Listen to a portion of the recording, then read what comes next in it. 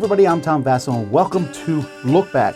Look Back is a video series that I do here at Dice Tower where I take a look at video reviews that I did a year, 5 years, 10 years, and 20 years ago, and I tell you what I think about them today, if I think about them at all. If we go back 20 years ago, there's nothing this week, so I wasn't really reviewing anything. I'm not sure what was going on. Maybe I was going to Essen, or who knows what was happening 20 years ago. But 10 years ago, I took a look at New Amsterdam. This is a game about trading for different goods from White Goblin, Jeffrey Allers. I really disliked it. It just wasn't fun for me at all. 4 out of 10. Schaufhauser. This is from Helvetia Games with dwarf theming, but again, just really didn't come together in a good way at all for me. 5 out of 10. Deadwood Studios USA. This is a game from Cheap Ass Games, so very low quality components, but it's about making a movie, and the theme is kind of funny, silly, haha, we're making these funny movies, but there's some interesting ideas, but the component quality, 6 out of 10. Council of Verona. This was from the now gone company Crash Games, and this was a nice little abstract game. Get Romeo and Juliet together. Maybe have Romeo get killed. Maybe Juliet get killed. Maybe both. You're trying to make something happen.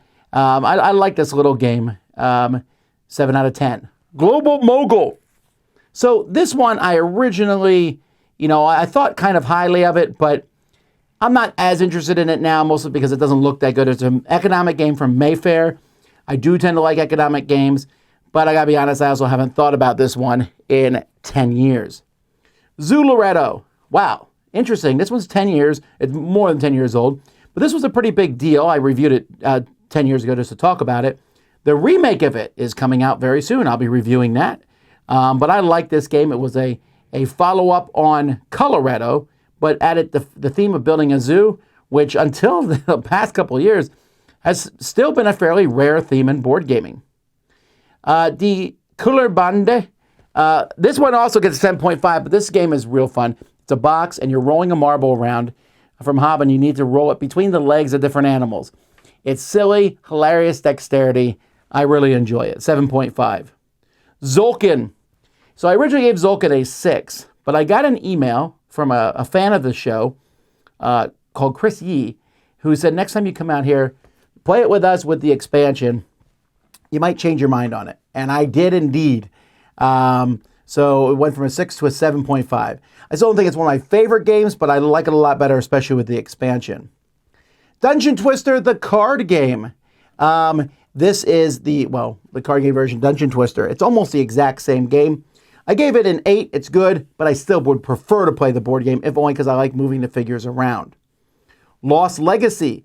This was a follow-up to Love Letter, but it's a more complicated version, and I think I like it a little bit better just because there's a few more things going on. Still a micro game, though. 8 out of 10. And then Relic Runners. Relic Runners is an interesting game for me. I liked it, obviously. I gave it 8, but I haven't played it almost at all since. I don't even have any desire to. It's an interesting game, a lot of cool things. Days of Wonder does a nice thing, but I think this one's, for me, is good, just not as good as when I first played it. 7 out of 10. All right, 5 years ago, I reviewed the Brady Bunch Party Game, which was, at the time when the Brady Bunch Party Game came out, Funko was on top of the world. They were doing all kinds of great games. And this was one of their misses for me. It just wasn't a good game at all. 4 out of 10. Age of Towers, a tower defense style game. Didn't really work. A competitive tower defense style game isn't really the best kind of mixing games with theming, so 5 out of 10. Oregon Trail, Journey to Willamette. This isn't as bad as the Oregon Trail card game, but it's still not great. There's a lot of problems with this game. 5 out of 10. Embark. This one here, from this little series of games from, at the time, Tasty Minstrel Games. It was okay. A 6.5. Patchwork Express also gets a 6.5 from me because I don't know why I would ever play this over Patchwork. It's shorter and simpler, but who's asking for that? Monster Crunch. So this is a fun game with breakfast cereals as the fun theming, whether it's Count Chocula or Fruit Brute. And it's a card shedding game or ladder climbing game, however you want to call them, with a really fun theme. 7 out of 10. Ariel, This is a game that's basically a polyomino game based on Tetris, and this one's the closest to Tetris that I know of. The only reason I'm dropping it slightly to 7.5 is because so many other of these games have come out that I think I would rather play.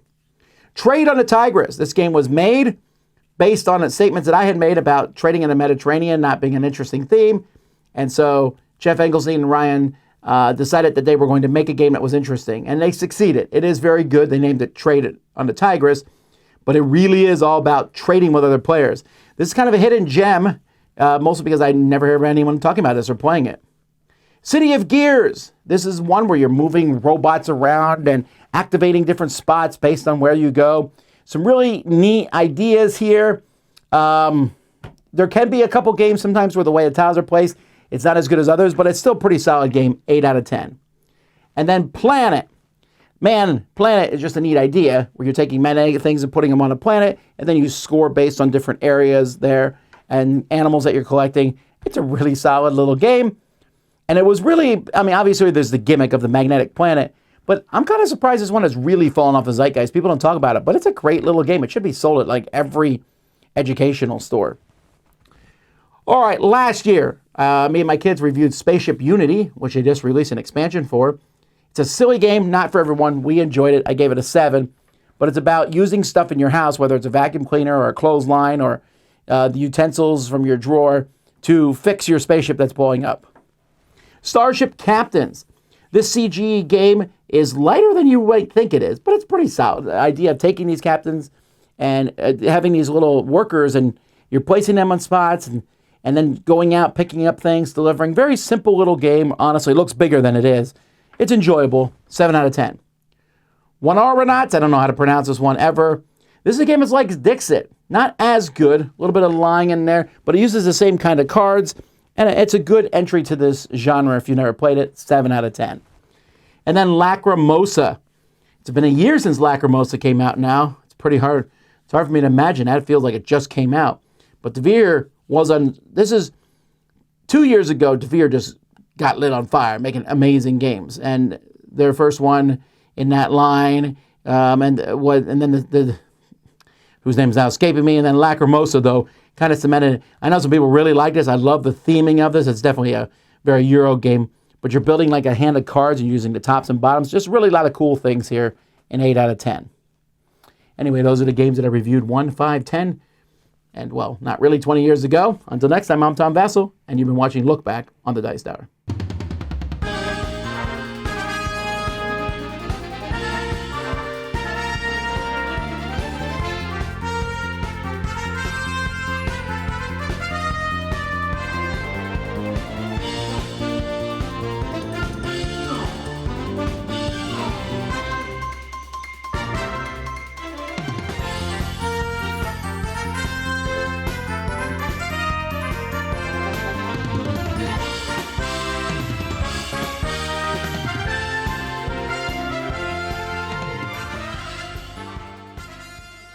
And you've been watching Look Back on the Dice Tower.